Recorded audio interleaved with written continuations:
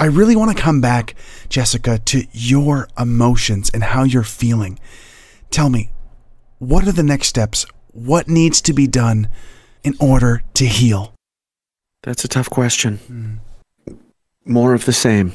More statues erased, more books burned, and just if we're able to succeed in stripping these people of any kind of historical reference or example or clues, hints, any kind of landmarks to what their identity is, that in that way we can basically turn them into autonomous drones and then, rebuild their identity the way that we believe, that we know is the proper way forward. And sometimes people just, if they can't help themselves and if they can't come to the right conclusions on their own, then it's up to us to make sure that they do by any means necessary. By any means necessary. That is what our heroes in the past would have done with the Nazi regime, and that's what we'll do now. That is such a great comparison. I love that. And what people don't realize, all these people, a lot of these white supremacist neo-Nazis, they're obsessed with this, free speech and all this. And, some books... Well, free speech allowed Hitler. If he had just been silenced, then all of that would have been avoided. So it's up to us to learn from the past and learn to identify worrisome, frightening people and just have them done away with quietly and quickly before they can spread any of their toxic hate.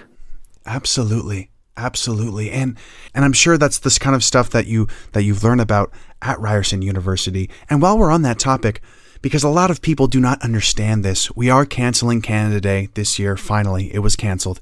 And finally. And maybe you could give us the insight based on everything that you've learned, because the amount of knowledge you have on this topic, it just exudes. I can just sense it.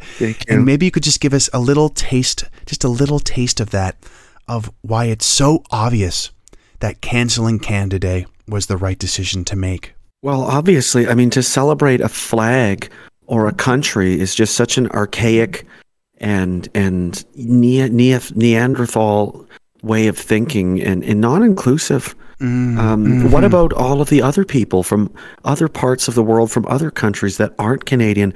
How does that make them feel? To see us celebrate a country and a place that they're not yet allowed to be a part of and collect any kind of funds from our welfare state. It's harmful and it's not inclusive, and it makes people feel bad. And that is primarily our only objective, is to make everyone feel good. Yes. All of the time, forever.